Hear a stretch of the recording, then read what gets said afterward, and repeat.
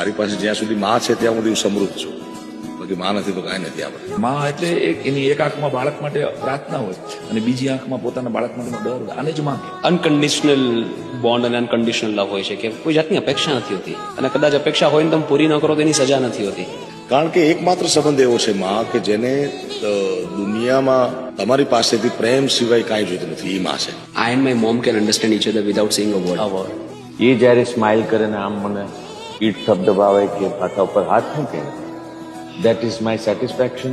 Even પ્રાણી જગતમાં બિલકુલ. એને એના બાળકો પાસેથી કોઈ એક્સપેક્ટેશન નથી. બાળકો મોટા થઈને જતા રહેવાના છે, પણ છતાં એની રક્ષા કરવા માટે પોતાનો જીવ આપી દેવા માટે એક માં જ રેડી થઈ શકે. એટલે એવો નિસ્વાર્થ પ્રેમી કુદરતે ખાલી મામાં જ નાખ્યો છે મને લાગે છે. કે મારે ને મમ્મીને કોઈ દિવસ લાંબી ચર્ચા ના થાય, ન કરવી પડે. મારે ને પપ્પાને કલાકો બેસવાનું, પણ મમ્મી જોડે ઇટ ઇઝ જસ્ટ સમટાઈમ્સ હું બેઠો છું અને બિટવીન થોટ્સ અને આમ ટક લઈને ચાઈ જશે, કારણ કે એને ખબર છે કે this is what I want.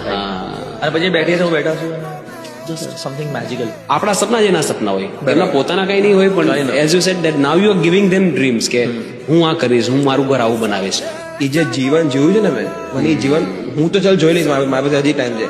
મારી મમ્મી સાઈડની થઈ ગઈ છે. I don't want to make her feel the same life. મારી મૂડી, મારી મિલકત, મારી માં છે. કે ભગવાન વિચાર્યું કે મેં જે જગત બનાવ્યું છે, મેં જે જીવ બનાવ્યો છે, એ દરેકની પાસે હું નહીં પહોંચી શકું, તો એટલે એને માં મોકલી છે. જેનાથી